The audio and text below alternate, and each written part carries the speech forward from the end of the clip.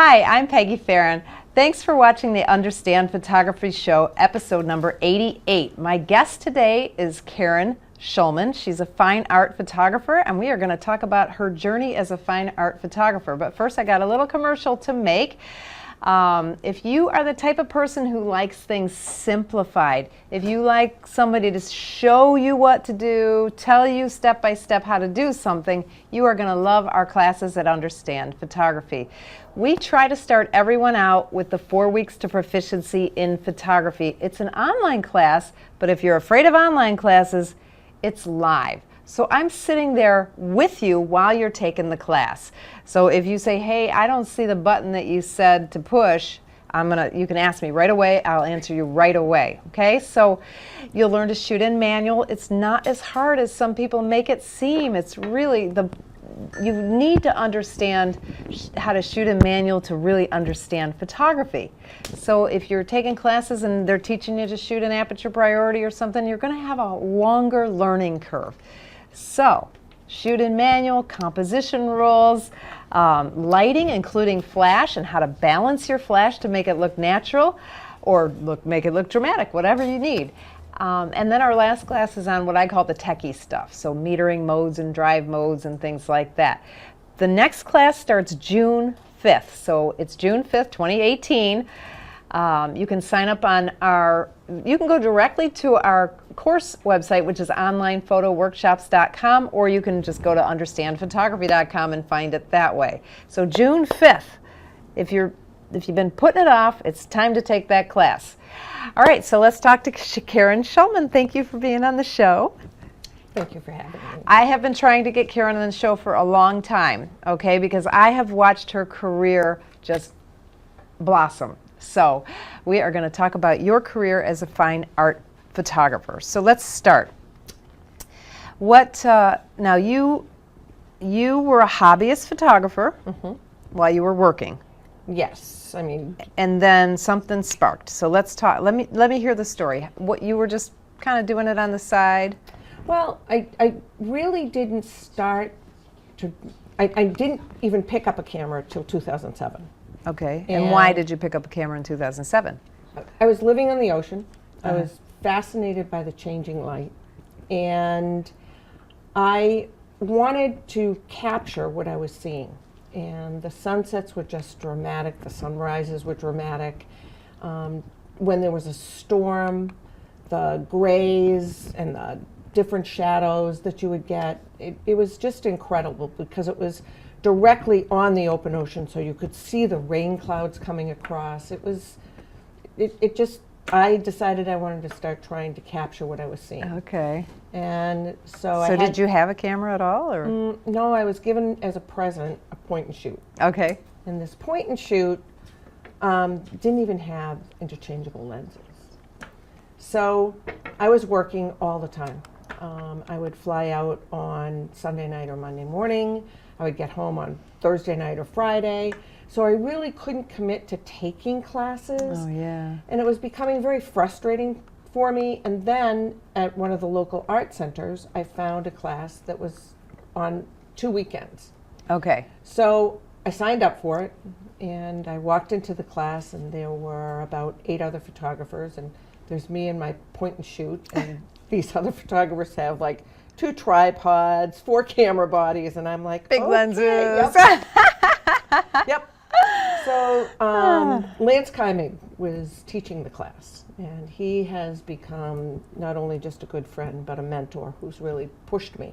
And I'm excited because you've introduced him to me, so I'm going to meet him, I think, in November, right? Is that when he's coming? Yep. Okay. Yep. Anyway, go ahead. And so it ended up that we had to shoot sunrise, we had to shoot sunset. So the sunrise, you had to get up at like 4 o'clock in the morning and go to the entrance to this park. And we get there, and suddenly it says, okay, everybody set your ISO to, say, 200 or whatever. And I'm like, what is that? I mean, that's how little I You didn't knew. even know what ISO, never Nope. heard of it. Nope. And so... and is that how the class started, at 5 o'clock in the morning? Well, or did you have an entry? You had an entry. Okay. You had an introduction where he went over what you were going to do. And then we ended up meeting at the park to shoot the sunrise. Okay. And so there were, the 2 weekends, and then it ended up that we had a critique. And I had my images on a flash drive, and I was like, I'm not giving this up. Nope, nope, nope.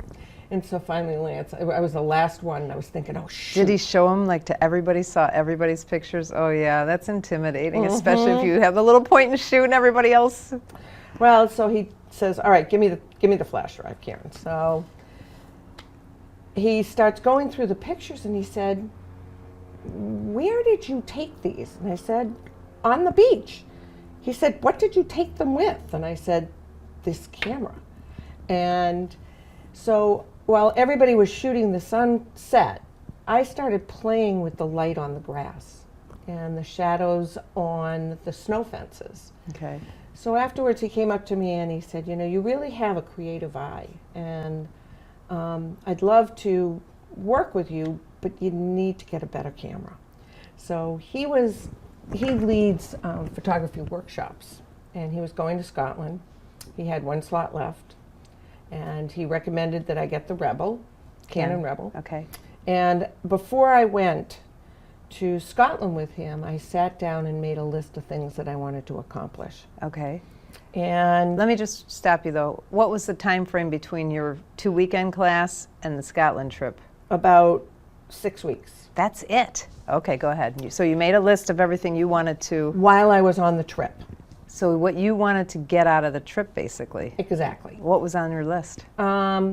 Composition, shutter speed, and really learning how to capture the light that I wanted to capture. And Lance is a fabulous night photographer. He's one of the night photographers. He's written 2 books. So we also were doing quite a bit of night photography on this trip as well, which is a lot more complex. I was going to say, and here you were a beginner. Now, did you take private lessons with him before you went, or? I was working right up to the have point. time. Right. So it was a really awakening trip for me, because I said, I really want to learn this. But then I would take like a Lightroom class, and I would come home, put my notes on the table, not look at them for 6 months, and forget everything. So finally, when I retired in 2012, that's when I made my mind up that, all right, now's the time. You have the time to do this. And within the first 2 weeks, I sat down and pretty much wrote, not a business plan, but an outline of what I wanted to learn. And what was on that outline? On the outline, Or do you remember? was, number one, finding a class that would help me develop my proficiency in photography. Also, Wow, I have a class with a similar name to that, which is how I met you. Yeah.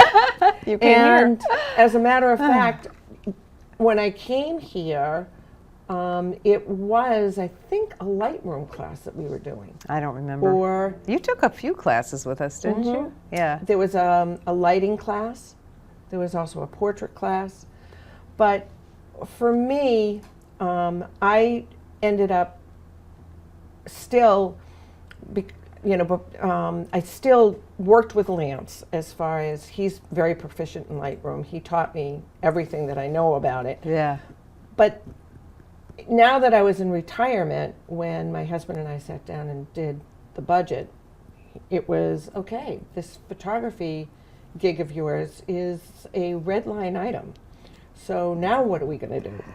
So at that point, that's when I decided to go to New England School of Photography and take an architectural class. Because you are a snowbird, right? You live in Fort Myers in the winter, and you live in... At that point, I was living in Plymouth, Massachusetts, Okay. between the two. Now I'm full-time here. Oh, okay. But what I did was took this architectural photography class and ended up shooting for realtors. Up there or Up down there. here? Up there. Yep. Okay. And then from there, And you were making money. Mm-hmm. That was your... That was how you were justifying your photography habit. yes. And also at that point, there was a kind of like a craft fair. It was called Art on the Green in Plymouth, where I lived. And how did you know about that? Just it was advertised as a craft fair that you could, and it was juried. So you had to submit your work. And I went to the craft fair, and I was walking around, and I was like, I can do this. So, you know, I was accepted as a photographer into their juried craft fair. Okay. And so now my challenge was I had to make inventory. So I started printing my work, buying the custom mat frames, and How did you know, like, of all your work, how did you hone your portfolio? How did you choose the pieces to show? Especially as a beginner, did you have a mentor or somebody helping you with that? Lance helped me. I had already entered probably 4 or 5 juried art shows and had done well. Okay, And the first one I entered, I won first place. and that was through an art association, or did you actually belong to these art associations so that you can get? I mean, they Yes. have education there, don't they? And that's I always recommend people to join their local art association. Yes. Because they help artists. That's their purpose. Yeah, absolutely. And Because I mean, choosing one of the things that I see, because we of course help a lot of artists, photographers, is their portfolios are way too diverse, and they just don't have a clue on how to choose the right pictures. Right. And do you have any advice for people on that? Well- especially when you were starting out like that. the next commitment that I made, okay, for that show, I just printed what I thought would sell. Some of them were the window dressing series, but the other big commitment that I made, which I would recommend to anyone, is I took a course at the Griffin Museum of Photography in Winchester, Massachusetts, and it's called the Atelier. And the Atelier, Which I looked up, means workshop in French. and you enrolled, and it was a 12-week commitment, and there were 12 other photographers. There was a teacher and a teacher's aide. And to start with, the goal of the Atelier was for you to come up with a very concise portfolio. Okay. And the other students would help critique your work, as well as help you understand what would maybe make a better portfolio. Okay. So the first choice for my portfolio was this deserted fishing shack in downtown Plymouth. Okay. And it was right across the street from the beach, and a veteran had been living in there. Oh. And in one of the nor'easters, the shack, some of the windows got broken. And I got into this shack and started photographing. And I was so excited. This was going to be my portfolio. So the first day that, I went to the Atelier and we put all the pictures out, and my teacher gave me some recommendations on what to go back and shoot. And all of a sudden, about 2 days after getting all these recommendations, my girlfriend calls me and says, "You're not going to believe what's happening. They're cleaning out the shack and they're boarding it up." Oh my gosh. So now I'm like, oh, I guess I better come up with a different portfolio.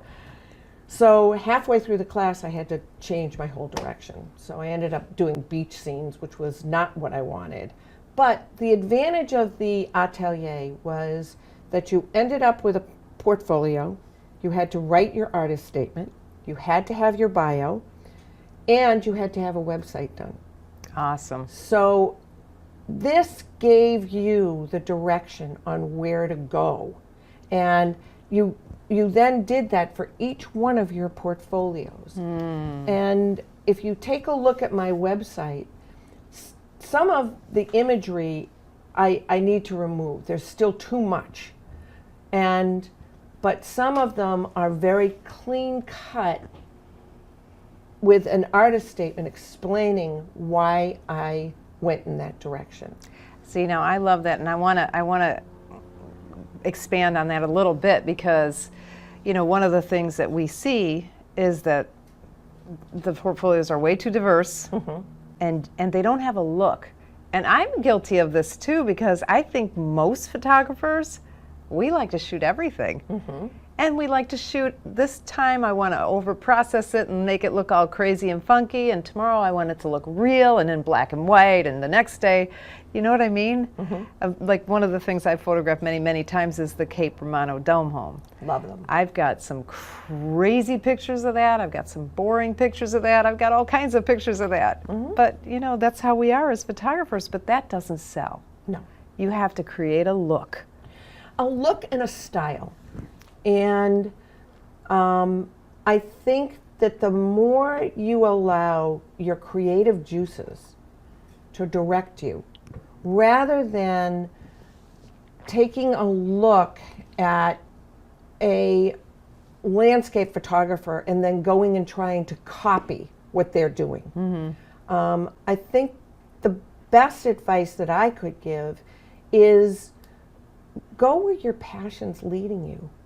And don't be directed as to what is really going to sell. Because if I had done that, I never would have created the window dressing. Yeah, and your window dressings are amazing. In fact, we're going to have a few of them on our understandphotography.com on the show notes. But then, of course, we're going to link to your site where they can see your collections. Because you've got, on your website, you've got the window dressings is one of your core collections, and then you've got other collections as well that are totally different, right? Yes. So. And a lot of them may be around like the workshop that I did, like, you know, the Martha's Vineyard collection, even though I lived on the vineyard for years. That collection, a lot of it was shot with Allison Shaw, who's a photographer on the vineyard. I took a workshop with her. Okay. You know, Iceland was when I traveled to Iceland. I've been there 3 times, and I'll probably be back another time. It's just, yeah. You know, my son went there on his honeymoon. It's fabulous. It's cold though, huh? It's, believe it or not, when I flew out of Boston and landed in Reykjavik, it was warmer there than it was in Boston. Wow. So, but it's a wonderful, wonderful place. Looks beautiful. Yeah. But as far as, you know, how to market yourself to a gallery. Well, let's just keep hearing your story. So you did some small art shows, basically, but you never got the tent. Nope. Ever. Nope. You just did them like either in the art associations or street fair kind of things that the art associations yes. put on. Right. So pay attention to the art associations. That's big advice. I really think that's great advice. For education, for connections, for opportunities, and also entering the juried art shows is a way for you to get publicity. Yeah.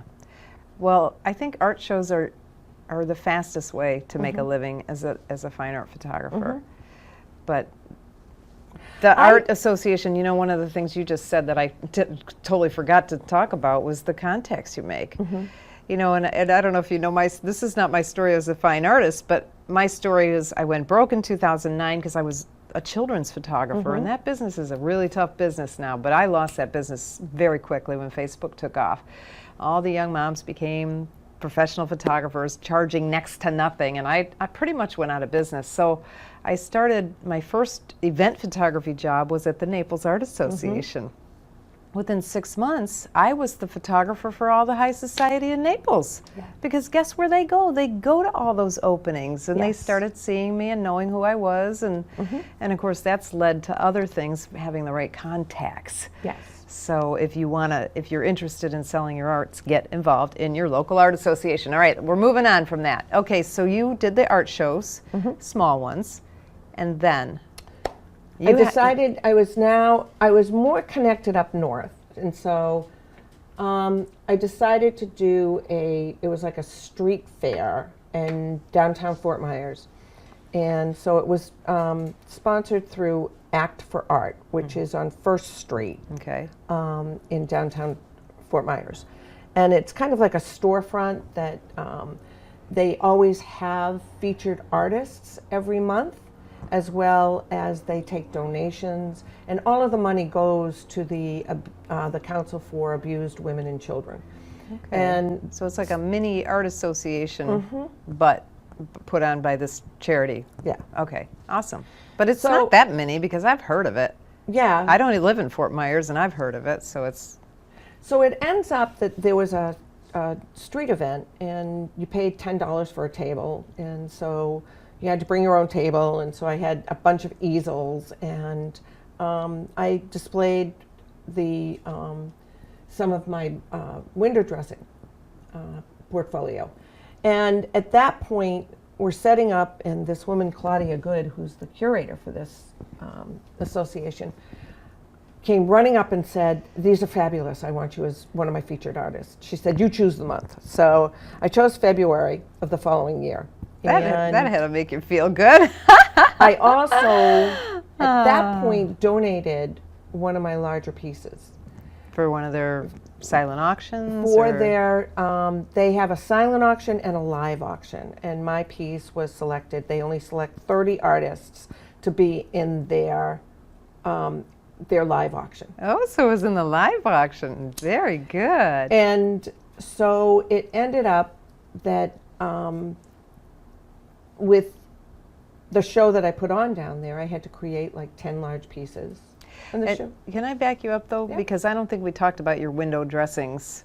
So, I mean, we have a picture here, but this is also a podcast. So, and they can look at the pictures later, but what is that series? Okay, what window dressing is it's a collection of work that is shot from the street of the Bergdorf windows.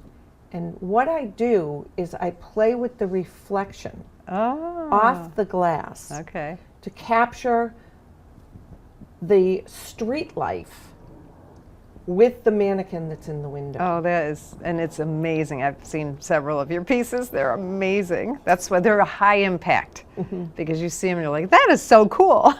And a lot of people think I photoshopped the two images together. I did. You showed it to me, one of your pictures on your cell phone once, and I was like, what is this? It's like, I was cool, but I didn't know what it was. Yeah. And it ends up that, like one of the pictures called Taxi is a picture of a mannequin in a window with a road. And the mannequin and the road and the mountains are all part of the display in the Bergdorf. Oh, But okay. I was determined to get a picture of just one yellow cab. So think about the number of buses, the number of people that are walking in front of you. It took 200 shots. Oh my gosh. One of the things that I learned as a photographer is if you want to capture something, stay with the image and just keep shooting it. And shoot it at different settings, at different f-stops.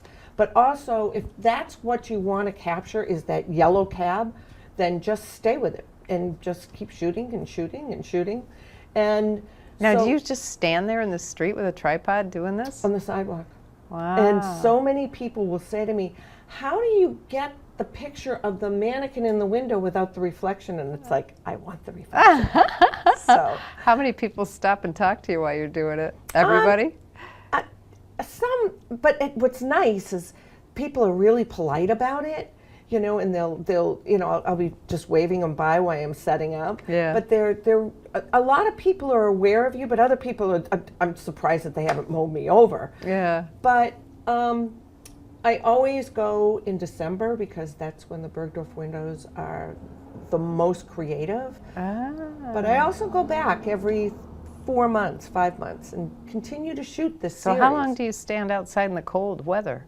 It can be, I've done when was it?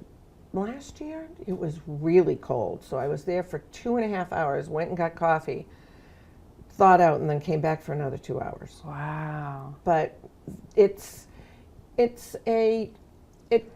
you're shooting the windows themselves. Oftentimes what I'll do is I'll segment a part of the window. And I don't want to get the whole window. And I don't want to shoot what they've put on display. I want to use the mannequins in the window to now make my own creation. So I'm really working with the reflection. Have the Bergdorf people ever come out and said, "What are you doing?" No, they never have. And it's interesting because recently I became friends with the doorman because last June I went up to New York and I got there and I was all excited, to start shooting, and they had makeup counters in the window. There were no mannequins. Oh no. And I literally walked into Bergdorf's and looked at their concierge and said, "When are you changing the windows? When are you changing these windows?" So it ends up that you never know what you're going to get. Yeah. And was that trip wasted, or? As far as for the Bergdorf's, it was. Oh, bummer. Yeah. Oh. Yeah. But it's been a great collection, and after my show down in downtown Fort Myers, I had all these pieces and had to figure out how. And they were big pieces, right? Okay, and you had 10. Yeah, and they were like 24 by 38. And you had them framed and everything.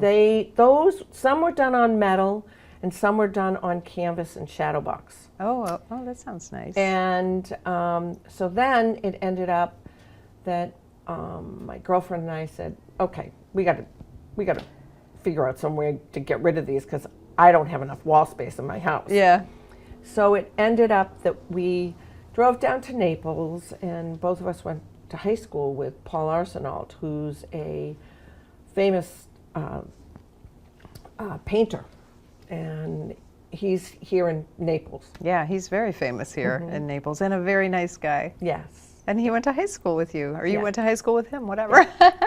So he and Mary knew each other better, and it ended up that they were talking, and then Paul said, "So Karen, what are you doing now?" And I said, "Well, I'm playing with photography right now." And Mary said, "Yeah, she's really playing with it." And so I showed him my website, and he said, "You need to go see this woman, Judith Gallery. She will love this." So he showed me where her gallery was. Which was, at the time, within walking distance, Yes, right? Still is. Well, okay. And it's on 12th Street South. So we walked in, and Judith is never in the gallery. And she was there that day. And so I told her Paul sent me over, and I showed her my work on my website. Did you just have it on your phone? Is that what you did? We pulled did it you up come on her computer. Oh, okay. And And you had your website all done already? yes. Yes. So Be prepared. Yep. If you're going to go to a gallery, you need to have that portfolio done, and done in a nice, clean, concise way to present it. Okay. So at that point, I showed it to her on my website, and she said, "I want to see these." So my husband and I stuck all the work in the car and drove it down, and she literally looked and went, "I want that, I want that, I want that, I want that." And I was like, okay. And now, what did you show her? You showed her the Bergdorf's, or the Yes. window Window dressings. Yes. All of it was the window dressings. Yes. Okay. That's all I showed her, because that was also what. That was what your show was. Yes. Yeah. So, the advantage of being in Judith's gallery is she's an interior designer. So, and she has 7 interior designers that work for her. Okay. And she'll be doing huge remodels. And she'll literally take pieces out of the gallery and bring them to clients' homes. Or if I'm producing pieces, she'll have copies of the photographs and she'll show them to clients. And 2 or 3 times now, pieces have sold before they're even hung in the gallery. Wow. So, That's yeah. so exciting. Yeah, it's been a great ride. Now, was this your first gallery? That was my first. Okay, so how did you know? Do you have a contract with her? How does that work? She and I just sat down and talked, and there are galleries that will give you the contract, and it's 9 out of 10 times it's 50-50. Yeah, it is. And I'm fine with that. No, so you have just a verbal contract with her, basically. I can't remember if we signed one. It was 4 years ago that she picked me up. Oh, okay. So, And any time that she's selling my work, I have an agreement with her that anyone who sees this work on my website or walks into the gallery and maybe they contact me, she always gets that proportion. So you have, you're exclusive With her in the Florida area. in all of Florida? Pretty much. Okay. You know, I mean, if there was a piece sold up in Tampa, maybe. But, and then there's a gallery in Connecticut, in Westport, Connecticut, called Swoon. And they have 2 of my pieces. But the real breaking point for me, other than, you know, Judith doing such a great job of marketing my work, is in September. I'm going to be the featured artist in an interior design magazine, which is... Yeah, grab it. There's 2. One is East Coast Home Design, which has about 45,000 distribution in Connecticut, New Jersey, New York. Wow. And also in Gulf Coast Design and Decor, and they're primarily Southwest Florida. Is that the same company but 2 different magazines? And so you'll be the featured artist in both magazines. Is it going to be the same story in both magazines? In September. Okay. Oh my God, that's so exciting. Now, how did that happen? I met the editor at one of Judith's openings, and she and I met, and she asked me if I wanted to be her featured artist for September. So. Wow, that is so cool. I want to back up though, because I definitely want to talk about that, because we have to talk about how are you going to take advantage of that. But first, I'm still on the art gallery thing. So there's a couple of things. When you go into a gallery, there's a couple of things. You definitely need to have what's called gallery cards. So you have a picture with your story on the back. The story is so important. Now, when you were putting together your story, well, do you have tips, I guess, about putting together a story? You need to, number one, tell your real story. Who are you? You know, and a number of people who had bought pieces of mine kept on saying, well, you know, where did she go to art school? You know, what's her background? So this now explains to them that I'm a self-taught artist, that yes, I took classes, but I didn't go to art school. I'm not someone who was essentially, you know, taught photography. Right. And you know, I think that one of the thoughts that I had at a certain point was, should I go to photography school? And I spoke to someone from an art society, and she said, definitely not. She said, you stay with your creative side, and you will develop your technique, you'll develop your style, because too often the schools can sometimes pigeonhole you, and they can squelch that creative side. And I also had to think about it. Okay, I'm over 60. Do I really want to do this? Go back to school? Yeah. So, and one of the things you need to think about is, what is your style? What is your passion? And it's not what's going to sell. Because had I thought about what was going to sell, I don't think I ever would have created the window dressing. Okay. That was just something fun that you were doing when you were there, and turned into... You know, while I was working, you know, at that point I had the opportunity to, when I was in New York, if I had some downtime, I could run over and photograph. And I was very fortunate to develop this entire series. Yeah, well, you got the eye too. I mean, fortunate. It's all of it. It's all together. You know, it's luck, it's talent, it's drive, it's all of it. You have to have it all. Yeah. So the story. So you put together a story. Now this is just your artist's story. Yes. It's a general story about you. Yes.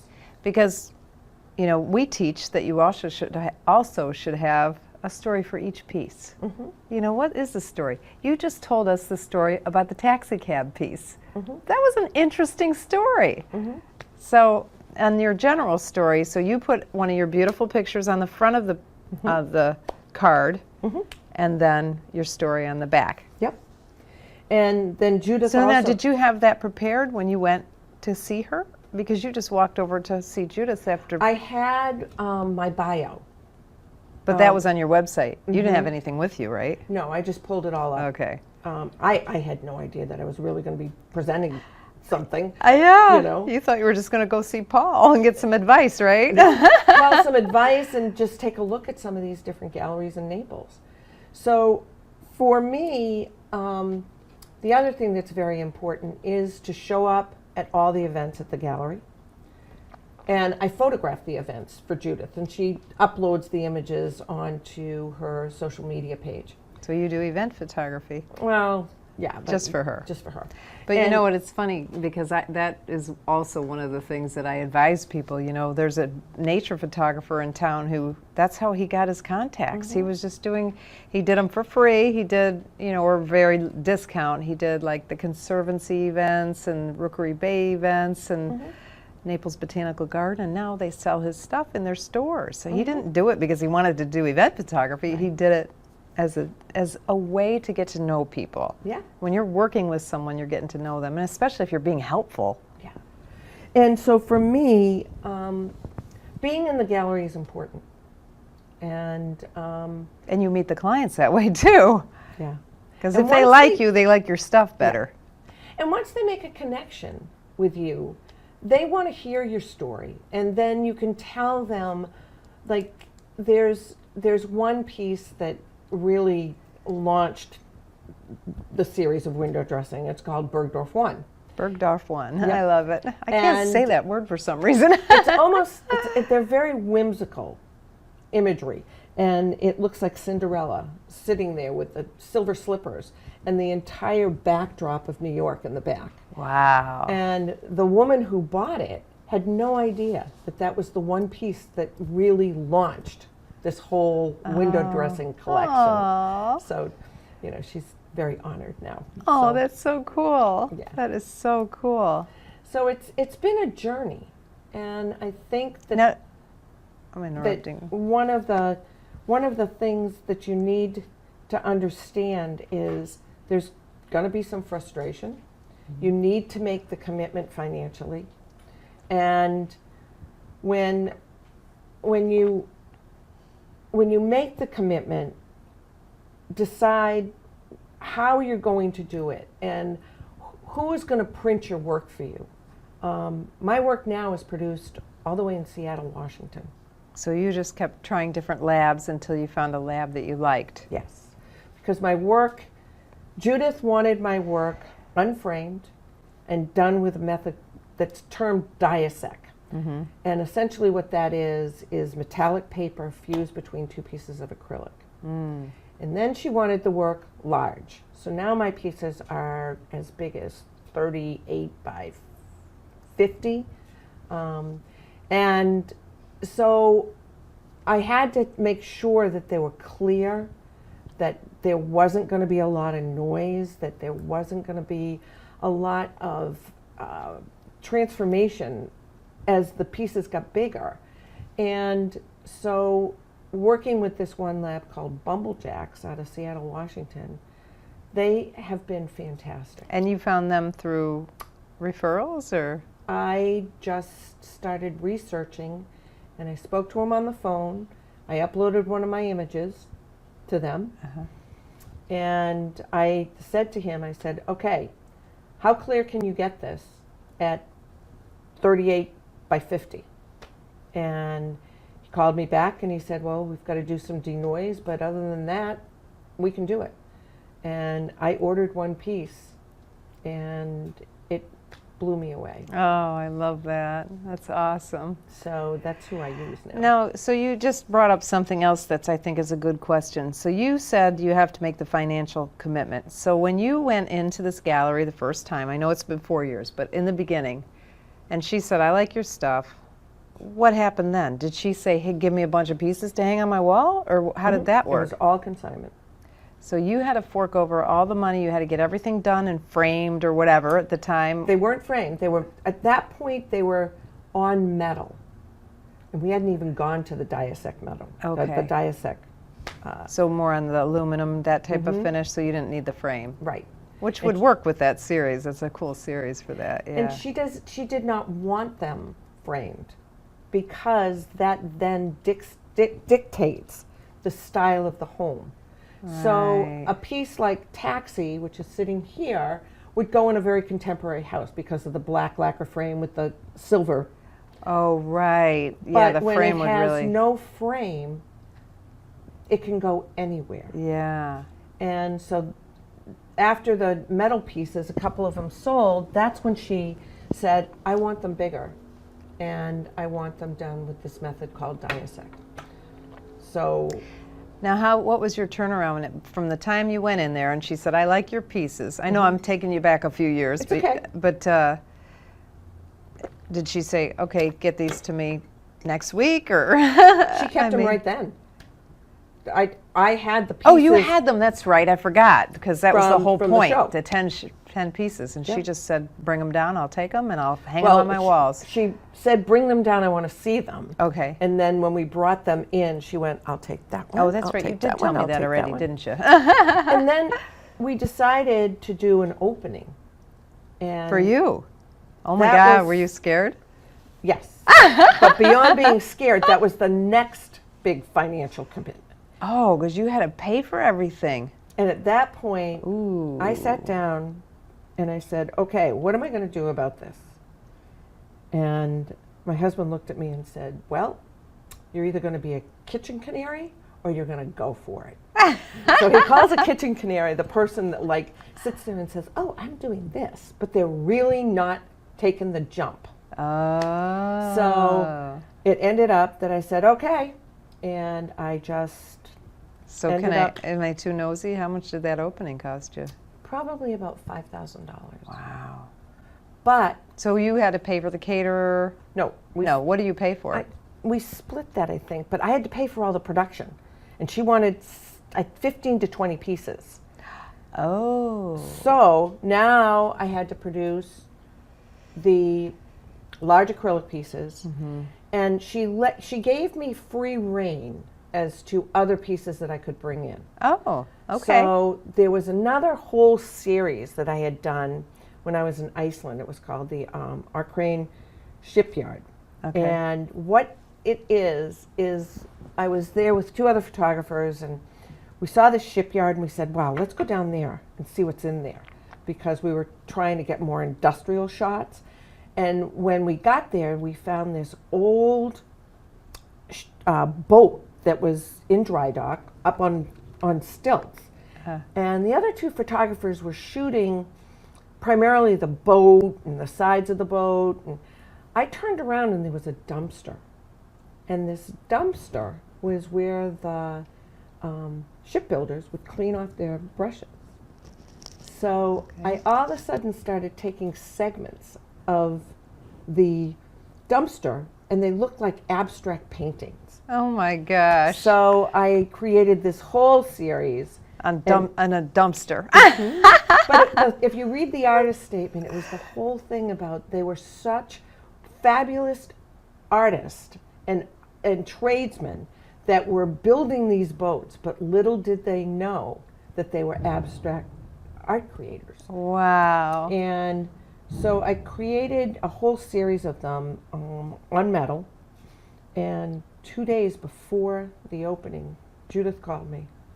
And she's like, Karen, we have a problem. I'm like, what's the problem? She said, we sold 7 of those pieces already. You've got to get them.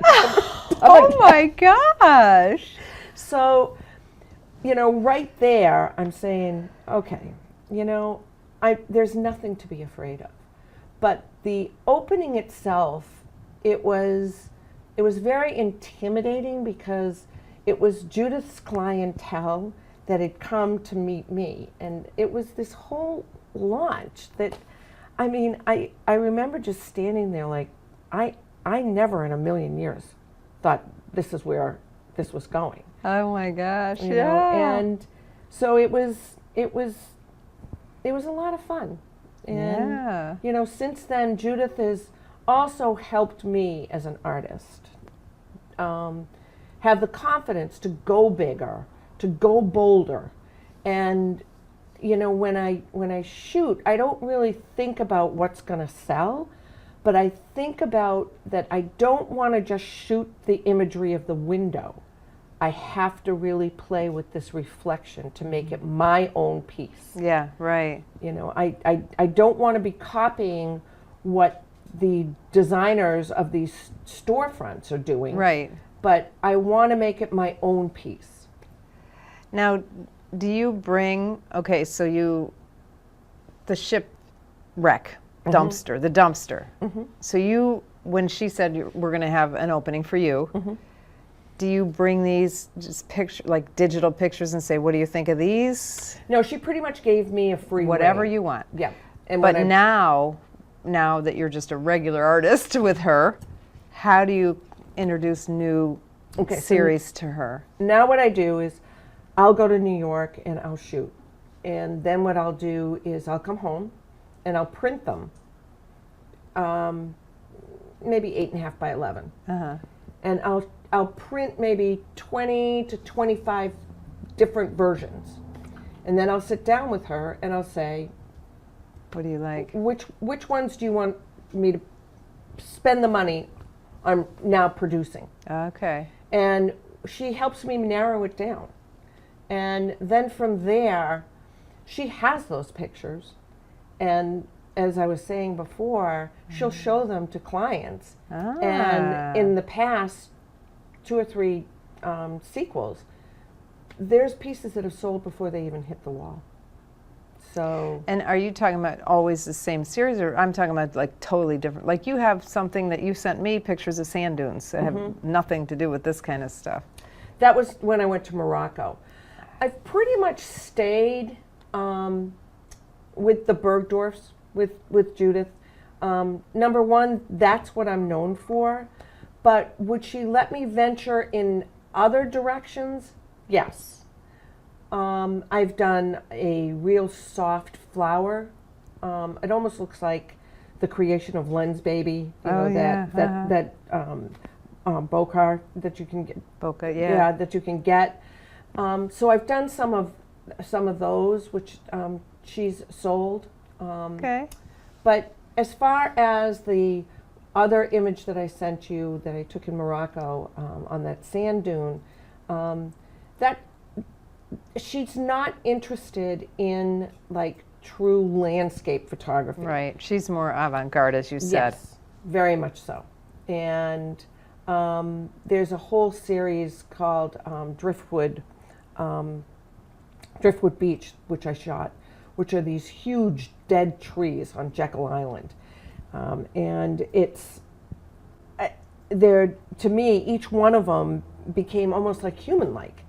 You know, there's one that I call the dance party on the beach. It's like, you know, this crazy piece of driftwood with all these different, protrusions. Another one looks like this ballerina. And they're just these beautiful pieces of their large dead trees on this beach. And so again, it's taking your creative eye and playing with it. Yeah. Now, how much do you do? A lot of Photoshop, or?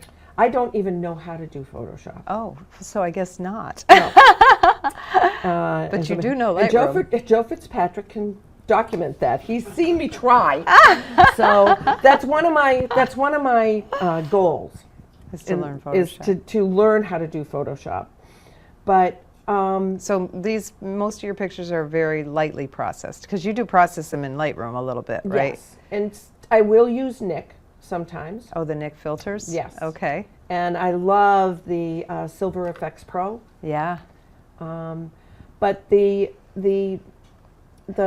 post-processing, especially with the Windows series, you really need to make sure that you're getting good clarity, shooting on a tripod, getting the lighting correct. And what time of day do you go? Or does it matter? It varies. whenever you can, Yeah, it varies. because So. you get better reflections and It's got to be, anywhere from like 9:30, 10 o'clock to say 2, 3, 2, the time 3 that o'clock. most photographers don't want to be out. Exactly. That's when you're out Yeah. doing your most known series. Yeah. But, Well, then you can get up at sunrise and stay for sunset for something else, right? Yeah. And No, it's too long of a day. Yeah, and night photography is becoming something that, as a matter of fact, I'm going to be going to Glacier National Park with the National Park night photographers in August. In August, oh, how exciting! Yes. Wow. So, and it's just the one thing I love about photography is you never get bored. Never, ever, ever. And the more you know about photography, the more fun it becomes. Mm-hmm. But you can never stop learning. There's so much to it. Right. It's so Right. much fun. I know. I just got a macro lens. Now I'm going to have to go in that direction. Ah! But it's a constant learning curve. And, one of the other things is that being open to having your work critiqued is really important. And it's hard. Yeah. Well, I think if you take it as that no one's going to say, first of all, there will be some times when someone will say to you, just delete that picture. Forget it. You're trying to save something that's not salvageable. Mm-hmm. But other times, it's a growing experience. And if you shut down and don't take that I hate to say criticism, but Advice, maybe? or suggestion Uh-huh. that someone, number one, is taking the time to give you. If you are just shutting that down, then don't even ask for the Yeah. feedback.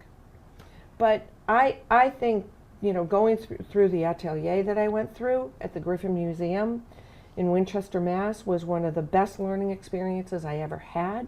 It helped me develop a portfolio that was concise. It taught me how to write an artist statement, how to do your bio. I mean, an artist statement is really difficult. It really is, I know. Because I'm a judge at the Naples Art Association for the Art in the Park series, and oh my God, some of them are so boring. I could just tell you what they all say, because they all say the same thing. You gotta give the judge something, come on. Or give better yet, the public something. Like, That's what why, motivated you to take that picture? yeah. That's why we say you should have a great artist statement, but you also need a story for each and every picture.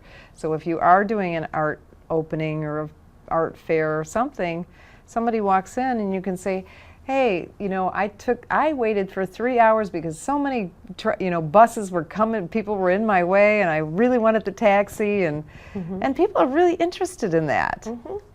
Well, they connect then with you, and they connect it to the piece. And for me, I was interested that you stood out there and froze to death. I don't know why that interested me. Probably because I wouldn't do it. I don't. All the photographers are like, "Oh, Iceland, Iceland, Iceland." I'm like, I don't really. I mean, I like how pretty it is, but I do not like to be cold. But you can go in the summer. It's not cold then. It's not cold in the summer? No, in the summer, it just never gets dark. Oh, wow. I love that. I think they passed it already in Florida. We're going to have daylight savings time all year round. Yay. I love that. I have so much more energy when there's light outside. Yeah. All right, so let's talk about this magazine again, because now you are going to be the featured artist in these 2 big magazines. Well, they're not super big, but they've got distribution, and my goal is to get some galleries in New York to pick up this series. So now let me just talk about the magazine for a minute. So she said, would you be the featured? Has she given you any, what does that mean, being the featured artist? Well, she showed me what the last featured artist was, and she was a glassblower. And so what will happen is there will be some of the window dressing series will be published in this magazine, and they'll I'll be interviewed and they'll write a story. Okay, so they're going to interview you. Yeah. So she just said, here, give us some pictures, and then we're going to have somebody call you or Yeah. something to do the interview. Yeah. Okay. And so you are going to take this and try to get that. So, okay, so let's say we have a short time, but let's say you have, now you've got this in your arsenal. You want to get into a gallery in New York. How are you going to do that? Well, first of all, she has some contacts with interior designers. She being the lady from the magazine. Yes. And so she has been showing my work to some of the interior designers up in New York. So she'll give me the list of the people that she's shown my work to, and I'll follow up with an email, and I might send them some gallery cards. Okay. But it's taking all the pieces and figuring out how do you want to market yourself. And now one of the things that I want to do is to sit down with a successful marketer and say, what direction do I need to go in? I know I need to do more on social media, but you need to make the commitment. If you're going to go and have a gallery, have your work, you need to, number one, to keep producing it, and you need to do some of your own marketing. It's not fair to expect a gallery to do all the marketing for you. And you need to make the investment with them. And you need to spend time in the gallery.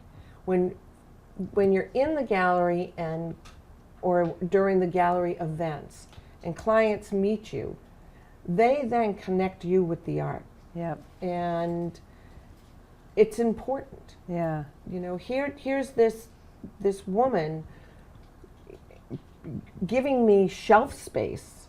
You know, she's prominently putting my pieces in her shop, and I need to follow up and give her time as well. Right. That's awesome. So it's a partnership for sure. And also when you've gotten to this point, donating your work to charitable causes, I think is it's another way of supporting the gallery, getting your name out there, but it's important. Like Actually, Art go just ahead. had their call for artists for their big gala in November. Okay. And I'll be giving them one of my pieces. You know what? That's going to be a whole show, because you have to be careful when you're donating. And so you just gave me a topic. I got to find the right guest for that. Maybe it'll be you. Maybe you'll come back. So what I learned, one of the things, I learned a lot today, but one of the things that I learned is that warm leads are best, because Paul Arsenault, you went in to Judith with his name, and this magazine lady, you're going in with her name. That's so helpful. Yeah. And how do you get those warm leads? Usually from art associations. Yeah. You got lucky with Paul. You went to high school with him. But it's a journey, you know, and have fun at it. Well, you certainly seem to be having fun. I am so proud of you, because I met you when you first started all of this, and it's like, wow, it's been so much fun to watch you grow and watch you succeed. I love watching people succeed, especially as an artist, you know? Yeah. And, you know, the other thing I need to mention is submitting your stuff. There's different art magazines. Just keep throwing it out there. Oh, yeah. Just keep throwing it out there. You Yeah, know, because if nobody knows who you are, nobody knows who you are. The more you're out there, the better. Well, we're going to wrap it up, but thank you so much for coming, and I'm so happy you finally got on the show, because I've been trying to get you since I started the show. I'm happy I could make it. So thank you for watching. Tune in here next Friday. If you want to watch us live on our Facebook page, that's facebook.com/understandphotography. My guest is going to be Betty Dent, and she is another person who retired from a corporate job and has been traveling pretty much on a shoestring out all over the world. So we're going to talk about that next week. Thank you, Karen Shulman, for being my guest on episode number 88. I'm Peggy Farron. Thank you for watching the Understand Photography Show. Thank you for watching the Understand Photography Show.